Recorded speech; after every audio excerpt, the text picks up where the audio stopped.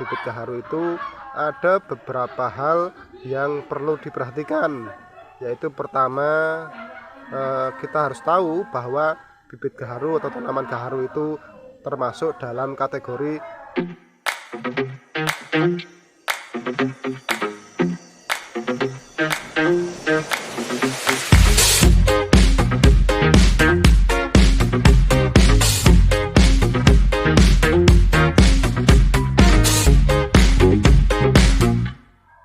Assalamualaikum warahmatullahi wabarakatuh. Selamat sore teman-teman semuanya.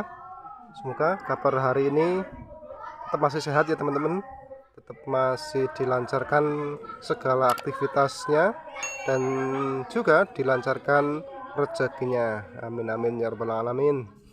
Baik teman-teman semuanya, kali ini Raf Magelang akan mencoba untuk menjawab dari beberapa pertanyaan yang disampaikan dari beberapa customer Raf Magelang terkait tentang bagaimana tahapan atau teknis penanaman bibit gaharu. Nah, begini teman-teman. Jadi menanam bibit gaharu atau menanam bibit-bibit tanaman jenis yang lainnya itu tidak jauh beda pada dasarnya teman-teman. Nah, hanya saja kalau kita menanam bibit gaharu itu ada beberapa hal yang perlu diperhatikan, yaitu pertama, kita harus tahu bahwa bibit gaharu atau tanaman gaharu itu termasuk dalam kategori tanaman tahan naungan. Nah, artinya kalau tahan naungan maka bibit gaharu yang masih kecil, usia kecil itu tidak tahan dengan sinar matahari langsung, begitu teman-teman. Artinya perlu mendapat naungan. Makanya sering saya sampaikan dengan para calon customer agar kalau bisa itu penanaman dilakukan dengan sistem tumpang sari, bisa dengan pohon singkong atau dengan pohon pisang begitu, sehingga nanti daun-daun dari pohon singkong atau dari daun pisang itu bisa menaungi begitu, atau setidaknya mengurangi pencahayaannya begitu. Nah, poin yang kedua yang perlu diperhatikan adalah bahwa tanaman gaharu dalam usia kecil itu tidak kuat dengan genangan air, maka diupayakan dalam penanaman bibit gaharu lahan yang akan dijadikan sebagai tempat untuk penanaman itu diperhatikan apakah lahan tersebut itu kalau musim hujan itu sering tergenang air atau tidak begitu. Nah, kemudian langsung tuh teman-teman, jadi pada dasarnya pembuatan lubang itu sama seperti kita menanam tanaman jenis lainnya, yaitu lubang tanam ini kita persiapkan dengan ukuran mulai dari 30 x 30 dengan kedalaman juga 30, atau dengan ukuran 50 x 50 kedalaman juga 50 ya teman-teman. Jadi kenapa ada dua macam atau dua versi? Sebetulnya begini teman-teman, ukuran dengan lubang tanam 30 x 30 atau 40 x 40 atau 50 x 50 itu kita sesuaikan dengan spek dari tanamannya yang akan kita tanam.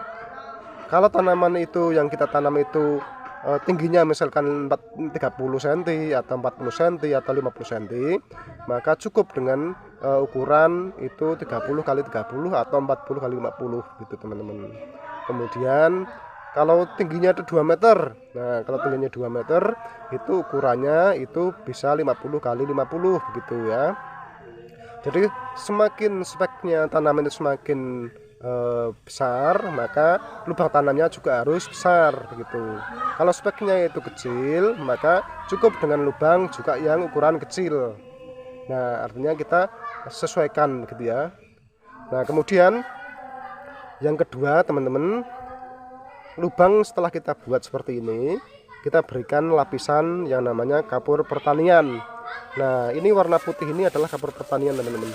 Nah, saya sudah contohkan ya teman-teman. Jadi jangan sampai salah antara kapur pertanian dengan gamping atau kapur begitu itu beda teman-teman.